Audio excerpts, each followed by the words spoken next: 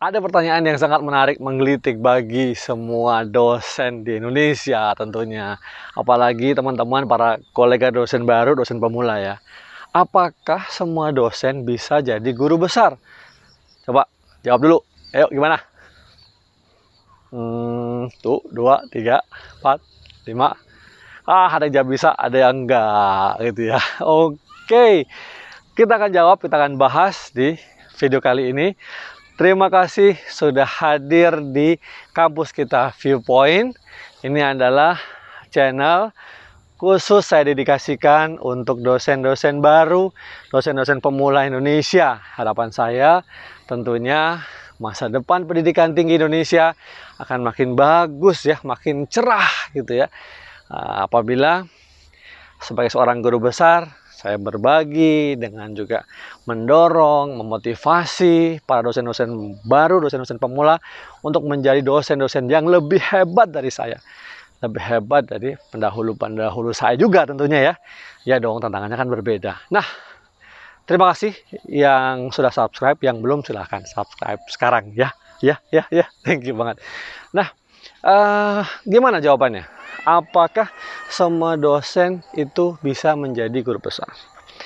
Oke, semua dosen bisa menjadi guru besar. Asal, pertama tentu dia harus memenuhi persyaratan ya dalam pengurusan jenjang jabatan akademiknya, gitu ya. Pengangkatan angka kredit, perhitungan angka kredit itu harus memenuhi dari tenaga pengajar ya, asisten ahli, lektor kepala hingga guru besar. Nah, itu kan yang sifatnya lebih formal ya, lebih ya official, resminya seperti itu. Jadi ikuti saja ya. Kalau mau menjadi guru besar ya semua itu kita ikuti, suka nggak suka. Ya kan? Kalau udah jelas jadi dosen tapi nggak mau jadi guru besar ya nggak usah pedulikan yang jabatan akademik. Nah, tapi itu bukan saran saya, itu bukan masukan saya ya. Karena justru dengan channel ini saya mengharapkan bahwa teman-teman semua itu bisa menjadi guru besar. Sehingga tagline dari channel ini menciptakan, mewujudkan 1000 guru besar baru di Indonesia. Wah, bisa terwujud gitu ya. Ya, semoga dalam 5 tahun ya. Mestinya nggak terlalu banyak, nggak terlalu bermimpi ya kalau 5 tahun ya kan. Dosen kita banyak, perguruan tinggi kita banyak ya kan, tentu. Masa nggak bisa sih ya 1000 guru besar baru gitu ya. Mungkin 1000 guru besar baru setahun kali ya. Ya, tapi sekarang ini pun kita jumlahnya masih sedikit ya. Mungkin 4 ribuan atau mungkin 5 ribuan guru besar ya. Jadi masih sangat terbatas gitu. Nah, itu tadi yang pertama. Yang kedua, kadang-kadang dalam memenuhi syarat-syarat yang pertama tadi, itu begitu banyak hal-hal yang sering berganti-ganti kebijakannya. Ya kan? Nah, ini kita harus siap. Jadi kita harus menyiapkan diri dengan berbagai macam kemungkinan ya, ketika itu pemerintah atau juga ya mungkin asesor, reviewer itu melakukan perubahan aturan-aturan. Seperti misalnya ada syarat khusus untuk paper, syarat khusus harus sekarang ini ya, ketika video ini dibuat ada yang harus memiliki artikel di Sinta 2 ya, cetak jurnal yang terakreditasi Sinta 2 gitu ya. Walaupun mungkin sebenarnya sudah punya di artikel internasional terakreditasi atau bereputasi gitu ya. Nah, ini satu sisi kayaknya mengada-ada, tapi di sisi lain benar juga gitu. Ya nggak sih?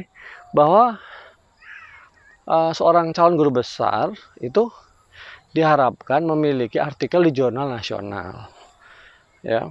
Nah, tentu keuntungan bagi yang sudah mengurus lebih dulu ya, tentu dia pastinya memenuhi syarat-syaratnya itu mungkin tidak serigid ini atau ya agak berbeda. Bukan soal rigid ya, bukan soal susah, tapi mungkin hanya beda saja ya. Nah, mungkin beda muatannya, mungkin beda tingkatannya gitu ya, atau jenisnya gitu ya. Kalau dulu saya waktu masih pengurusan itu ya ada buku ya, ada modul, ada jurnal nasional juga ada ya, jurnal internasional yang biasa ada, yang bereputasi juga banyak. Nah, kayak gitu-gitu kita apa yang mereka minta, asesor minta, yang dipersyaratkan oleh para pengambil kebijakan yang harus kita penuhi ya.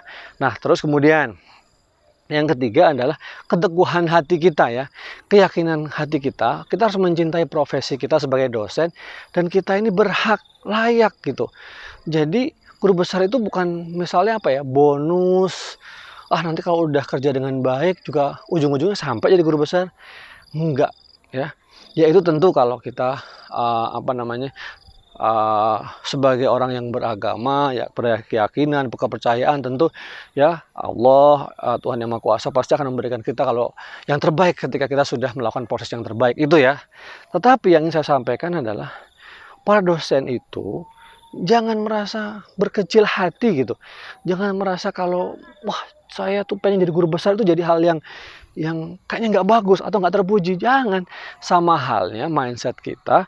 Misalnya ada yang ingin, wah nanti saya pokoknya kalau kerja jadi manajer, jadi senior manager, jadi CEO, jadi punya bisnis, punya unicorn dan lain sebagainya. Sama gitu. Jadi kalau dosen juga bisa begitu. Nah, kenapa enggak gitu? Nggak ada alasan lain, nggak ada alasan yang menyebabkan kalau dosen baru, dosen muda itu punya cita-cita menjadi guru besar atau menjadi profesor itu dosa, nggak ada ya. Nah, ini lebih pada mindset ya. Saya selalu mencuci ya mindset teman-teman ini, karena selalu akibatnya kayak jadi ya salah menempatkan diri sebagai bentuk keikhlasan atau nerimo kalau bahasa Jawa ya. Menerima itu beda. Kita harus usaha dulu maksimal yang terbaik gitu. Nanti suatu saat, nah kalau kapan jadinya ya, apakah kalau udah berusaha nanti jadi atau tidak, itu namanya udah takdir. Ya enggak? Bagi yang percaya yakin dengan konsep takdir, itu adalah kita berusaha dulu, yakin dulu, melakukan yang terbaik ya kan. Lakukan yang terbaik secara maksimal, penuhi semua permintaan-permintaannya, syarat-syaratnya, usahakan gitu ya. Kemudian ya tentu kita berdoa kan. Kita berdoa kepada Tuhan. Nanti Tuhan yang nanti akhirnya menentukan. Iya enggak? Nah, gitu dong ya. Gitu. Itu dia. Jadi saya yakin dari diskusi pada video ini, saya udah yakin nih mindsetnya teman-teman udah mulai berubah ya kan. Ayo, bahwa sebagai dosen baru, dosen muda, saya mau jadi guru besar. Bahkan sekarang sangat dimungkinkan sekali yang sampai 10 tahun kah atau yang 20 tahun syaratnya sudah lebih dimudahkan. Syaratnya udah mulai dibuat ya difasilitasi ya sedemikian rupa sehingga memungkinkan orang itu jadi guru besar. Demikian juga dosen-dosen muda yang mau loncat, yang punya prestasi hebat, karya-karya hebat, yang monumental, paper-papernya bagus. Nah, itu bisa banget jadi guru besar.